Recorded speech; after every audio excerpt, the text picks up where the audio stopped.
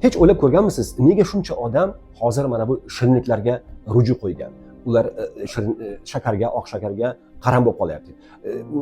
Did you think about addiction, just sugar addiction? It is very common in many countries, and for many people, they are addicted to sugary drinks and sweets like candies, cookies, and cakes. Did you think about it?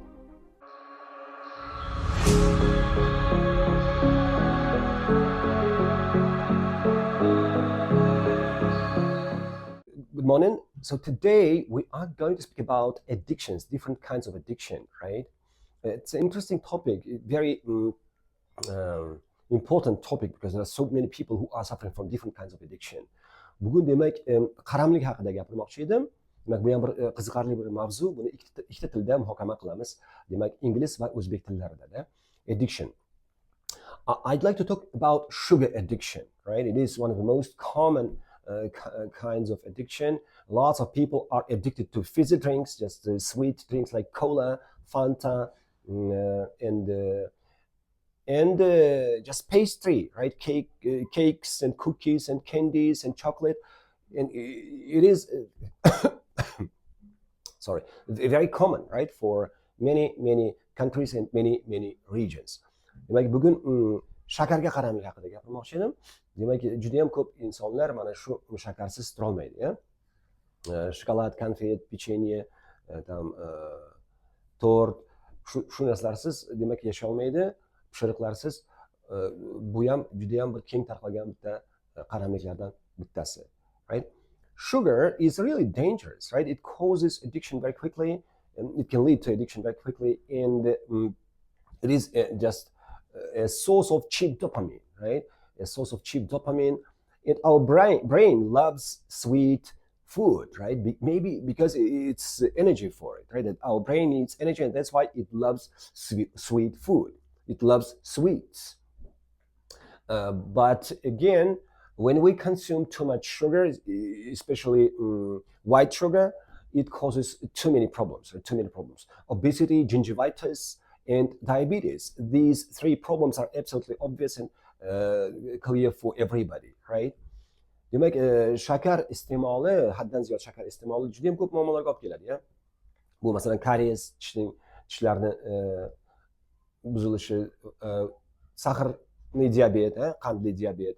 Bundan tashqari semirishga olib keladi, obesity. Juda ham ko'p muammolar. Va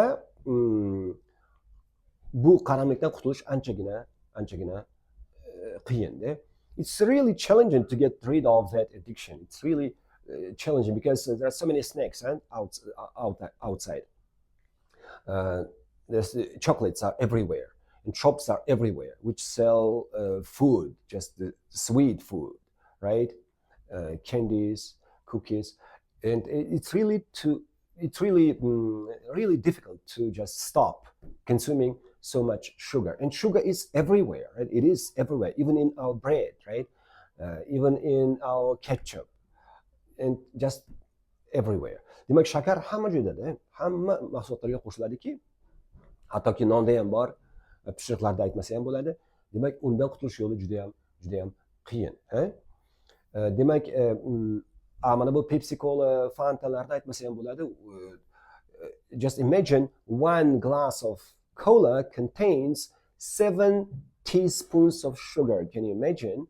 One glass of cola contains 6 or 7 teaspoons of sugar. Demak, bir stakan kolada 7 qoshiqqacha shakar bor. Bu juda ham ko'p, nihoyatda ko'p. Hatto bizlar shakarni oddiy shakar bilan shirin choy qilayotganimizda ham uncha shakar qo'shmaymiz, lekin kolada shu darajada ko'p. Cola contains some ingredients which prevent vomiting, right? Those ingredients, additives, just prevent vomiting, because when there is too much sugar, people want to vomit. They are ready to vomit, but some ingredients stop this, right? Prevent this. Demak, buncha ko'p shakar odamni ko'nglini aynitib yuboradi-da.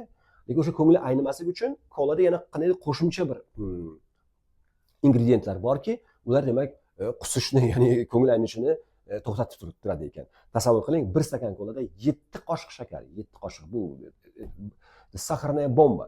It is just sugar bomb. Right? It is sugar bomb actually, and it causes insulin spike in our bloodstream, right? Insulin spike, and if we just drink fizzy drinks many times a day, that's really, really dangerous, right? It can cause diabetes easily. If you drink cola every day, in 2 or 3 years' time, you'll definitely become ill. You will get that diabetes.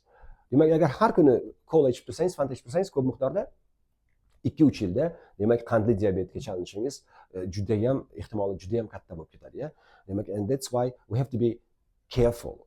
And how can we do that, you know? How can we avoid those sugar drink, just the sweet food, right? And fizzy drinks with sugar, a lot of sugar actually. How can we do that? Qanday qilsa bo'ladi buni? Demak, we are lucky. We are living in this center of Asia, in Central Asia actually, in Uzbekistan. Central Asia, and we've got a lot of sunshine, right? We've got a lot of sunshine, and our fruits and vegetables and melons and watermelons are so sweet, right? We don't need any sugar, you know.